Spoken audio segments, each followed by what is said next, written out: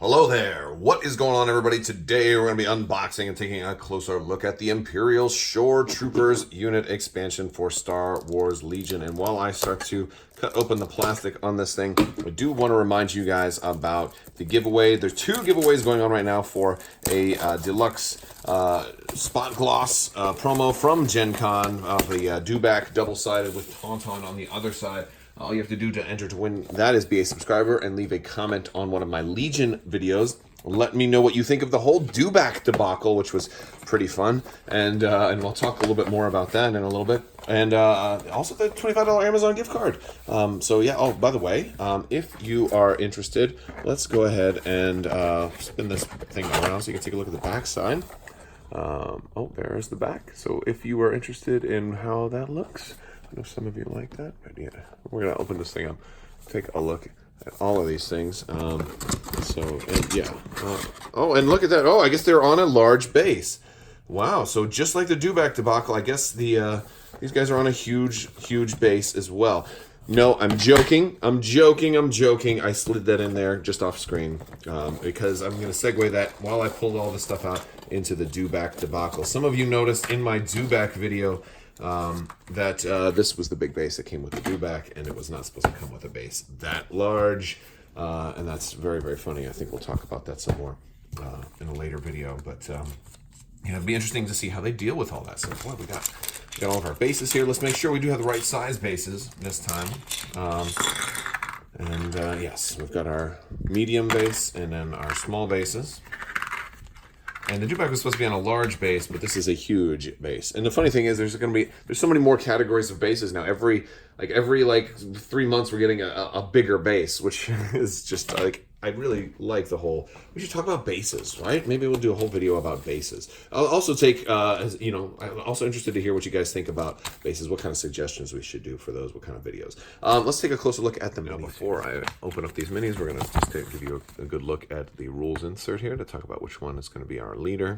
This one right here, and he's going to have the rifle pointed upwards. And then we've got our mortar trooper there, and we've got our components list for everything that comes with it. And then on the back side, we've got our rules reference for emplacement troopers and detachments and reposition, and there's all of that stuff. All right. So, anyway, we are back from Gen Con. This video is coming a little bit later. I did pick these up at Gen Con. They managed to get a little bit smushed in my bag, but not too badly. But I definitely saved them. There's been so much news to talk about lately, and it's been kind of rough trying to fit everything into a certain time windows. These are going together pretty nicely, and there's our leader.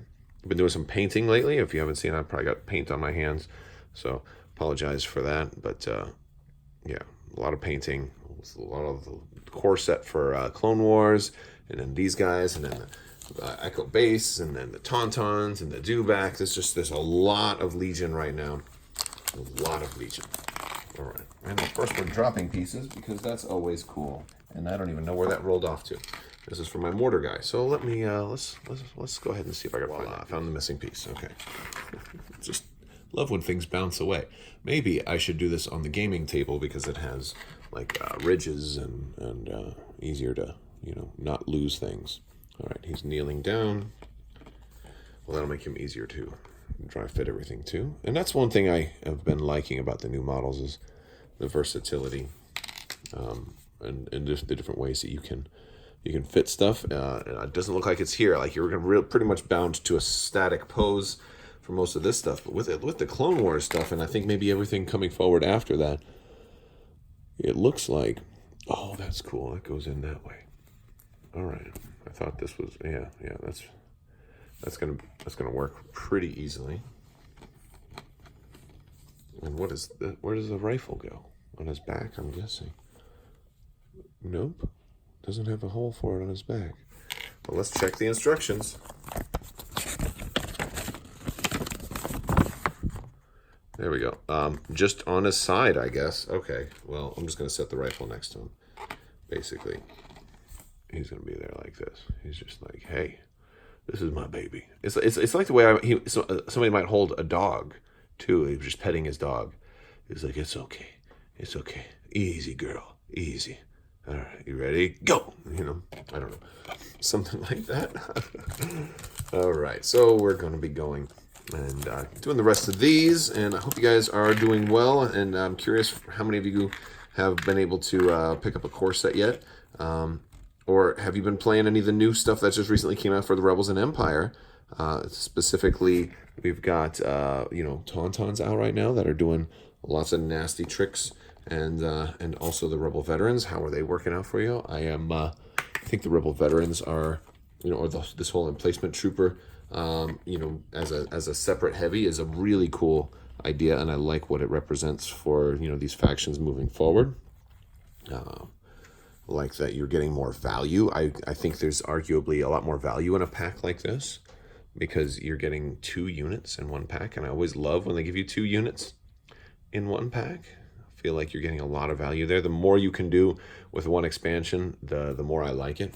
So because it also contributes, because I occasionally do what to buy first on a budget, and I feel like there's probably a good we probably have more what to buy first on a budget videos that need to come out sometime soon. What with all the news for the next Rebel expansions and Imperial expansions, those Trooper upgrade expansions, those ones look really good. They'll probably be pretty high on the priority list as well.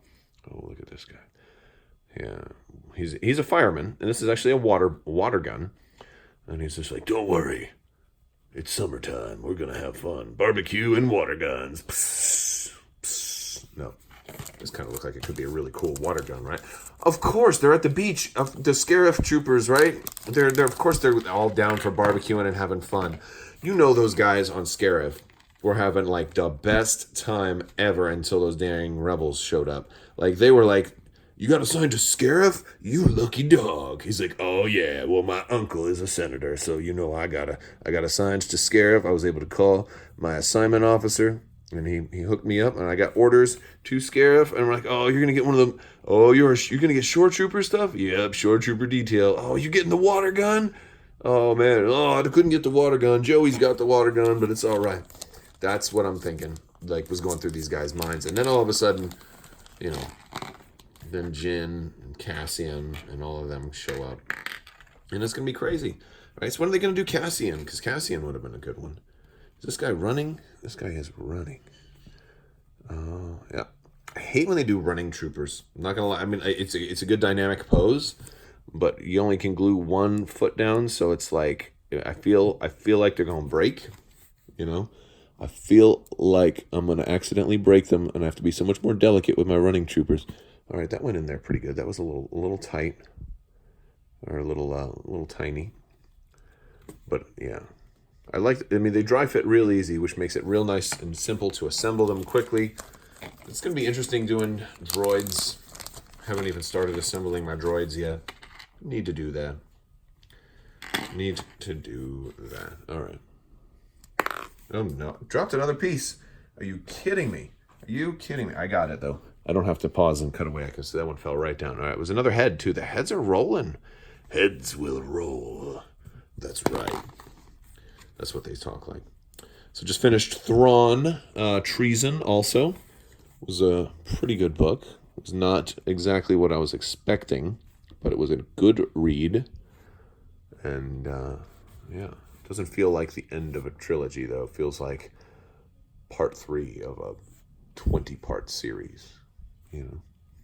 All right, so there we go. I think that's all of our dudes. Let's go ahead and look at the cards in the cardboard now. So for our cardboard, we do get a lot of the standard fare of tokens. We've got our dodge, aim, standby, suppression, all that damage. But the important thing here is we get 2 core tokens, which is very important because we're getting 2 whole units. So first, let's start off with the Shore Trooper. The Shore Trooper is basically an upgraded Stormtrooper. Right, just an upgraded core, 52 points, so very expensive.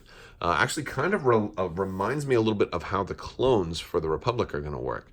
I wonder how many of these Shore Troopers are old clones that are kind of like on retirement detail that were sent to Scarif. Wouldn't that be a simple, like a kind of a cool twist?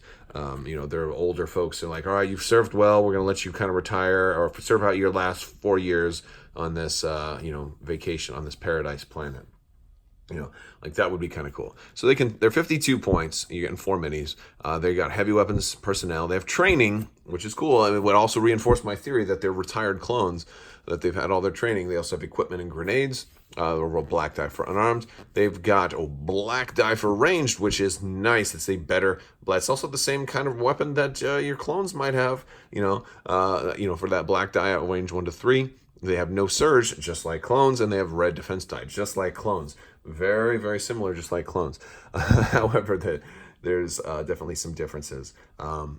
They are coordinate emplacement troopers. So if you are running an emplacement trooper, you'll be able to issue an order to a shore trooper and then have them also issue another order to the DF-90 mortar trooper or any emplacement trooper. It does not even have to be that. If you could bring these guys with E-webs and you could do some pretty cool stuff right there, because it can be any emplacement trooper at range 1. And I'm sure as we get more and more emplacement troopers, the shore troopers may become even more popular, which is exciting, especially like if you're running Krennic, you can turn a standing orders into an awful lot of stuff. Have Krennic order himself, then give a Death Trooper an order, then he issues, or maybe even just have Krennic order to this guy rather, and then he gives one to a Mortar, and then Krennic gives a free one to a Death Trooper. You can just turn one into many, and that's also borrowing something that I think the droids can potentially do.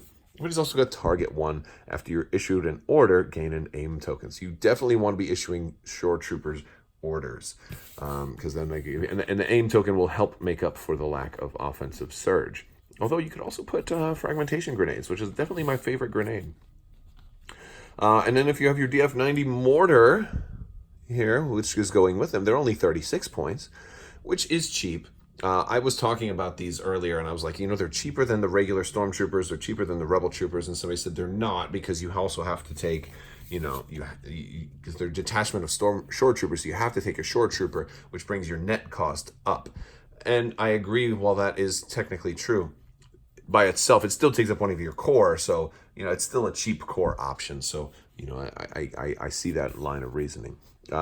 But yes, so the detachment shore troopers basically means you can only have one of these for every shore trooper you have, and you also have to deploy them close to your shore troopers. So so that's something that you have to just keep in mind. They're almost basically an extension. They're almost like a second heavy weapon in the shore trooper, except they get their own activation. They do have fire support, so another friendly unit will be performing attack. If you have a face-up order token, you can just flip it over, add your weapon, or each mini can add an eligible weapon. So in this case, generally, you'll probably only want to do that if you can add the mortar. And what's nice about that is, initially I wasn't crazy about the fire support mechanic, but looking at this, I can see the reason for it. It's potentially nice if they're at, this is only range 3 to 4, but like you're also adding critical 1 and suppressive. So you could really improve the attack, which is nice, and it may be worth getting rid of an entire activation. I wouldn't think that this would be the best type of unit to add if you're running like Darth Vader and Palpatine or something like that. Like if you're going to have very, very few activations, you probably want to maximize your activations. So I don't know if, but I could see this like sacrificing a whole activation to add 3 more dice to an attack pool might be worth it if you've got enough activations to spare. But then again, I could be wrong. Maybe the fact that he's a 36-point core might, I don't know. I think if you're doing that, though, you just run stormtroopers. But we'll see. There's a lot of options. There's a lot of different ways to kind of approach how to build this unit and what kind of list to put him in. But like he is an emplacement trooper. He has full pivot, which is nice. So he can go 360. He can go any direction he wants when he pivots. He's got reposition, so it makes his movement a lot easier. So even though he's going to have this larger base, he's going to have this base right here. He'll still be able to virtually go wherever he wants. And then he's Sentinel, which is also very good. Kind of like E-Web Jr. right here. He's got a normal 1 to 3 that can go any direction, so he can shoot omnidirectionally, but fixed front. The main weapon that you want to be using is probably the Mortar with critical 1 and suppressive. It's not a bad weapon. And he does have the red defense die, but no surges. It doesn't need the surge as bad because of critical 1, but and that can also add to, it'll stack with other things. All right, so as far as upgrades too, we're going to have an extra shore trooper mini for 13 points, so a little expensive. If you want to add this little guy right here, you can add the T21B, who's 2 black, 2 white, and critical 1. Range 1 to 4, too. I really like the range 1 to 4. 4 dice. Really, really good. Critical 1 is great. That one's good. And we're getting a copy of Endurance. And we're getting another copy of Overwatch. And we're also getting another copy of Environmental Gear. And I think that is everything. All right, guys, so that has been the unboxing and look at the Imperial Shore Troopers, and we will be doing more of these still yet, too. We've still got a couple more surprises from Gen Con left over that I have to unbox and take a look at for you guys, as well as hopefully some more battle reports using all these new units, and also news. More and more news just keeps coming out, and hopefully by the time I get caught up, even more stuff will be out. I really can't wait for the Clone Wars to come out and us have like 4 different armies that we can go up against, and as well as the new vehicles with their massive bases. We got so much to talk about, so stay tuned for all of that, as well as more X-Wing Armada news, other gaming news as well. There's some other Kickstarters that are going to be coming out, so be on the lookout for all of that stuff, and some collectibles in the not too distant future as well, so that is also going to be fun. All right, guys, I want to thank you all so much for watching, and as always, have a great day.